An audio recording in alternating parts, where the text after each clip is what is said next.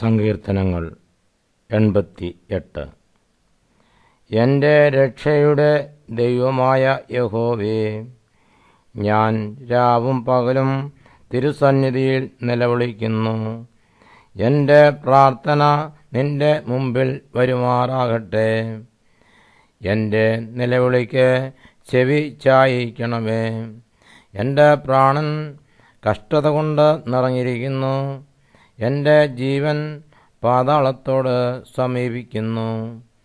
കുഴിയിൽ ഇറങ്ങുന്നവരുടെ കൂട്ടത്തിൽ എന്നെ എണ്ണിയിരിക്കുന്നു.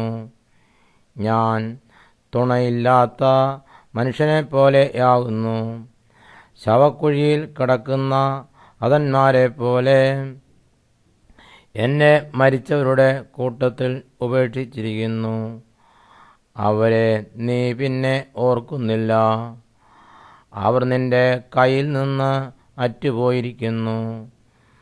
നീ എന്നെ ഏറ്റവും താണ കുഴിയിലും ഇരുട്ടിലും ആഴങ്ങളിലും ഇട്ടിരിക്കുന്നു.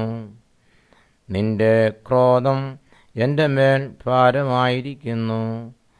നിന്റെ എല്ലാ തിരകളും കൊണ്ട് നീ എന്നെ വലച്ചിരിക്കുന്നു. എൻ്റെ പരിചയക്കാരെ നീ എന്നോട് അകറ്റി. എന്നെ അവർക്ക് വെറുപ്പാക്കിയിരിക്കുന്നു. പുറത്തിറങ്ങുവാൻ കഴിയാതെ വണ്ണം എന്നെ അടച്ചിരിക്കുന്നു. എൻ്റെ കണ്ണ് കഷ്ടത ഹേതുവായി ക്ഷയിച്ചു പോകുന്നു. യഹോവേ, ഞാൻ ദിവസം പ്രതിയും നിന്നെ വിളിച്ചപേക്ഷിക്കുകയും എൻ്റെ കൈകളെ നിങ്കിലേക്ക് മലർത്തുകയും ചെയ്യുന്നു. നീ മരിച്ചവർക്ക് അത്ഭുതങ്ങൾ കാണിച്ചു കൊടുക്കുമോ? മൃതന്മാർ എഴുന്നേറ്റു നിന്നെ സ്തുതിക്കുമോ?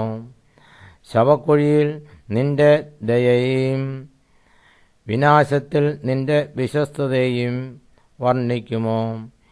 അന്ധകാരത്തിൽ നിന്റെ അത്ഭുതങ്ങളും വിസ്മൃതിയുള്ള ദേശത്ത് നിന്റെ നീതിയും വെളിപ്പെടുമോ?